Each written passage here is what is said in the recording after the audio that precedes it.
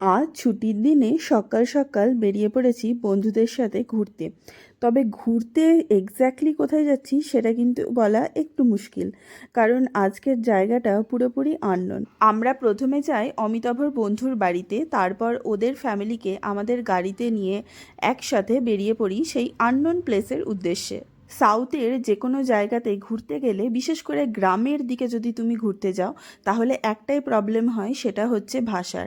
না ওরা হিন্দি বোঝে না ইংলিশ, একমাত্র ওদের মাতৃভাষা ছাড়া ওরা কিচ্ছু বোঝে না। থ্যাঙ্কফুলি অমিতাভর বন্ধুর ওয়াইফ মালায়ালি থেকে শুরু করে কন্নড়, মোটামুটি সব ভাষায় ওর রপ্ত, তাই ও কিন্তু আমাদের এই ক্ষেত্রে প্রচুর হেল্প করেছে।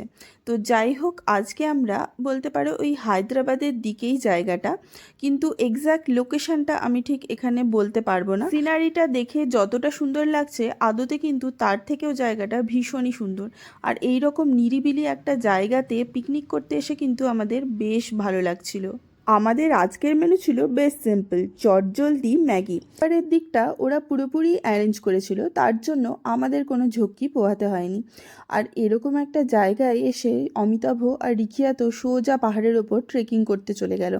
প্রথমে আমি ভয় পাচ্ছিলাম যে ছোট্ট রিখিয়া পড়ে না যায়, তো দেখি কি সুন্দর বাবার সাথে টুকটুক করে পাহাড়ে উঠেও গেল। এরকম আননোন একটা প্লেসে পিকনিক করতে এসে আমাদের দিনটা যে কখন কেটে গেল জানতেই পারলাম না। তো আজ তাহলে আসি, দেখা হচ্ছে খুব শিগগিরই নতুন আরেকটি ভ্লগে। আজকের মতো বাই বাই।